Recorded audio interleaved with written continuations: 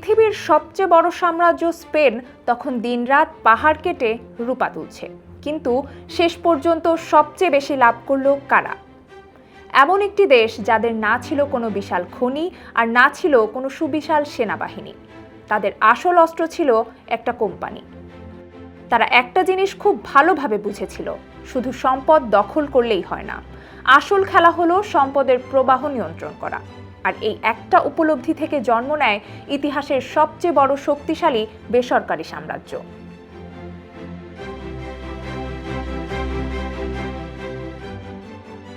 স্পেনের অর্থনীতির চাকা যখন আস্তে আস্তে ধীর হতে থাকে, নেদারল্যান্ডস তখন নিয়ে আসে সম্পূর্ণ এক নতুন হিসাব। রাজার একক ক্ষমতার দিন শেষ। এবার একটি কোম্পানির সম্মিলিত পুঁজি হয়ে উঠল বিশ্ব শাসনের নতুন হাতিয়ার। 1602 সালের কথা। নেদারল্যান্ডসের ছোট ছোট বাণিজ্যিক উদ্যোগগুলোকে যখন ভিওসি বা ডাচ ইস্ট ইন্ডিয়া কোম্পানির ব্যানারে এক করা হলো, তখন সেটা ছিল সাম্রাজ্যবাদকে কর্পোরেট কাঠামোতে রূপান্তর করার ইতিহাসে প্রথম পরীক্ষা। ডাচ সরকার কিন্তু এই কোম্পানিকে কেবল এশীয় বাণিজ্যের একচেটিয়া অধিকার দিয়েই খালাস দেয়নি। তাদের দেওয়া হয়েছিল নিজস্ব সেনাবাহিনী রাখা, নৌবাহিনী পরিচালনা করা, নিজেদের মুদ্রা চালু করা, এমনকি স্থানীয় শাসকদের সঙ্গে চুক্তি বা সরাসরি যুদ্ধ ঘোষণার মতো অসাধারণ সব ক্ষমতা। ইতিহাসে ঠিক প্রথমবার একটি কোম্পানির শেয়ার খোলা বাজারে কেনাবেচা শুরু হলো, যেখানে সাধারণ বিনিয়োগকারীরাও সরাসরি একটা সাম্রাজ্যের মুনাফার অংশীদার হতে পারত। বুঝতেই পারছেন, এটি আর সাধারণ কোনো কোম্পানি ছিল না, এটি আক্ষরিক অর্থেই হয়ে উঠেছিল একটা বেসরকারি রাষ্ট্র।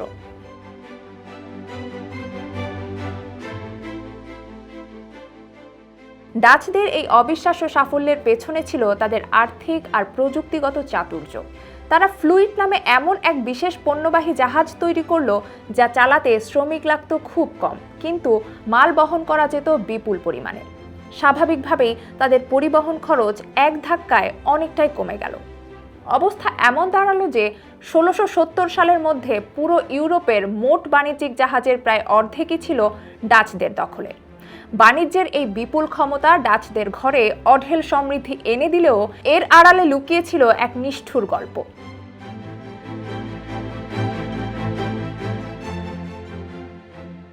কোম্পানিটি যখন এশিয়ায় পা রাখলো, তখন তারা কিন্তু সাধারণ ব্যবসায়ীদের মতো ভদ্র আচরণ করেনি। বাণিজ্যের একচেটিয়া শর্ত মানতে কেউ একটু এদিক ওদিক করলেই ভিওসি সরাসরি যুদ্ধ ঘোষণা করত, আর নিজেদের সামরিক শক্তি ব্যবহার করে চালাতো চরম ধ্বংসযজ্ঞ। এই কর্পোরেট নিষ্ঠুরতা একদম চূড়ান্তে পৌঁছায় 1621 সালে বান্দা দ্বীপপুঞ্জে। জায়ফলের ওপর একচেটিয়া দখল ধরে রাখার জন্য জান পিটারজন কোয়েনের নেতৃত্বে ডাচরা সেখানে এক অমানবিক নিধনযজ্ঞ চালায়।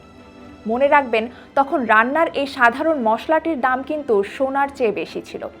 এখানেই শেষ নয়, কোম্পানির নিয়ন্ত্রণের বাইরে থাকা অন্য সব দ্বীপে যাতে মশলার দাম কোনোভাবেই কমে না যায়, সেজন্য ভিওসি নিজেই অসংখ্য মশলার গাছ পুড়িয়ে ছাই করে দিয়েছিল।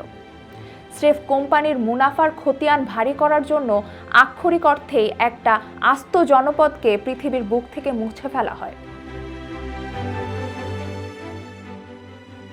বান্দা দ্বীপপুঞ্জের এই ধ্বংসযজ্ঞ ছিল কর্পোরেট লোভের জন্য পরিচালিত ইতিহাসের অন্যতম নির্মম গণহত্যা। বান্দার এই ঘটনার ঠিক 2 বছর আগে, অর্থাৎ 1619 সালেই ডাচরা ধ্বংসপ্রাপ্ত জাকার্তার ওপর বাটাভিয়া শহর গড়ে তুলেছিল। আর এটাই ছিল এশিয়ায় তাদের মূল প্রশাসনিক কেন্দ্র। তাদের লক্ষ্যটা পরিষ্কার ছিল, স্থাপত্যের মাধ্যমে আধিপত্য দেখানো এবং কঠোর সামাজিক নিয়ন্ত্রণ বজায় রাখা। ডাচ নগর পরিকল্পনার এই গ্রিড সিস্টেমকে তারা মূলত বিভিন্ন জাতিগত গোষ্ঠীকে আলাদা করে রাখার হাতিয়ার হিসেবে ব্যবহার করত।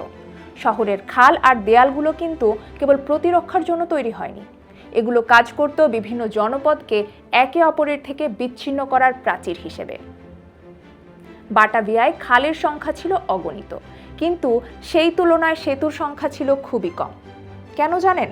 যাতে সাধারণ মানুষের চলাচল সহজেই আটকে দেওয়া যায়। কিন্তু এই পরিকল্পিত চকচকে শহরের আড়ালে লুকিয়েছিল এক অন্ধকার বাস্তবতা।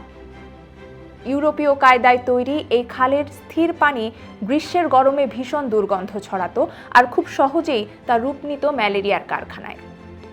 চমকে দেওয়ার মতো তথ্য হলো, বাটাভিয়ার এই অস্বাস্থ্যকর খালগুলো খনন আর পরিষ্কার করতে গিয়েই প্রায় 16,000 শিকলবদ্ধ দাসের মৃত্যু হয়েছিল।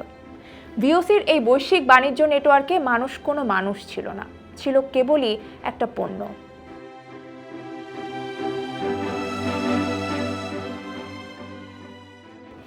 বাটাভিয়ার অর্থনীতি এই দাসদের ওপর এতটাই নির্ভরশীল হয়ে পড়েছিল যে 1673 সালের দিকে সেখানকার মোট জনসংখ্যার প্রায় অর্ধেকই ছিল দাস। ভারত, মাদাগাস্কার আর ইন্দোনেশীয় দ্বীপপুঞ্জ থেকে ধরে আনা হয় এই ভাগ্যহীন মানুষদের। তাদের খাটানো হতো গৃহদাসী, শিকলবদ্ধ দাস, কারিগর কিংবা কুলি হিসেবে। রাতে শহরের প্রধান ফটকগুলো একদম বন্ধ করে তাদের বন্দি রাখা হতো, যাতে কোনোভাবেই বিদ্রোহ না করতে পারে। 1664 সালের পর ডাচদের মনে যখন বিদ্রোহের ভয় আরও দানা বাঁধতে শুরু করলো, তারা দাসদের বসতি শহরের দেয়ালের বাইরে নির্দিষ্ট একটা এলাকায় ছুঁড়ে ফেলল। বাটাভিয়ার ভেতরের বিদ্রোহের এই তীব্র আশঙ্কা 1740 সালে ডাচরা এক উন্মত্ত ও হিংস্র রূপ ধারণ করে।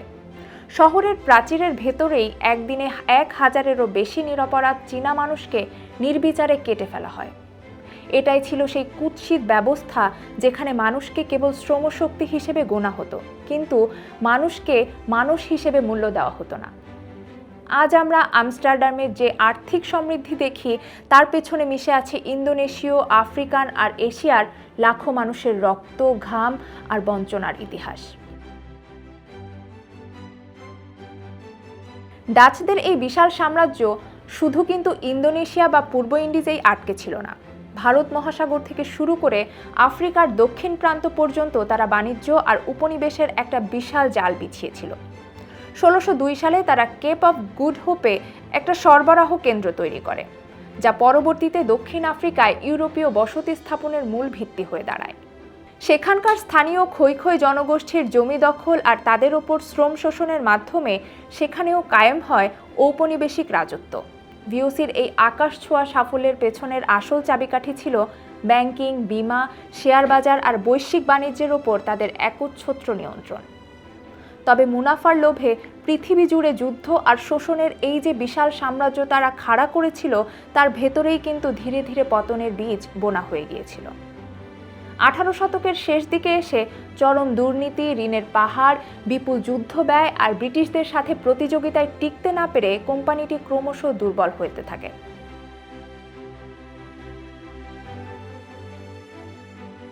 তবে সাম্রাজ্য কিন্তু সবসময় যুদ্ধের ময়দানে হারে না, মাঝে মাঝে তাদের হারিয়ে দেয় অদৃশ্য কোনো রোগ ব্যাধি। ঠিক তাই হয়েছিল। 1733 সালে ম্যালেরিয়া মহামারীর কারণে বাটাভিয়ায় কোম্পানির কর্মীদের মৃত্যুর হার মাত্র 6% থেকে 1 লাফে 50% গিয়ে ঠেকে। নতুন কর্মী নিয়োগের পেছনে বিশাল আর্থিক ধাক্কা আর প্রশাসনিক ব্যর্থতায় এক সময়ের অজেয় এই কোম্পানিটি পুরোপুরি দেউলিয়া হয়ে পড়ে। অবশেষে 1799 সালে এসে ভিওসির আনুষ্ঠানিক বিলুপ্তি ঘটে। তবে গল্প এখানেই শেষ হয়নি। ভিওসি বিলুপ্ত হলেও ডাচদের আধিপত্য কিন্তু মুছে যায়নি। কোম্পানির সমস্ত সম্পদ আর ভূখণ্ড সরাসরি চলে যায় ডাচ সরকারের হাতে, আর ইন্দোনেশিয়ার সাধারণ মানুষের ওপর তাদের এই ঔপনিবেশিক শাসন চলতে থাকে আরও 1.5 শতাব্দীর বেশি সময় ধরে।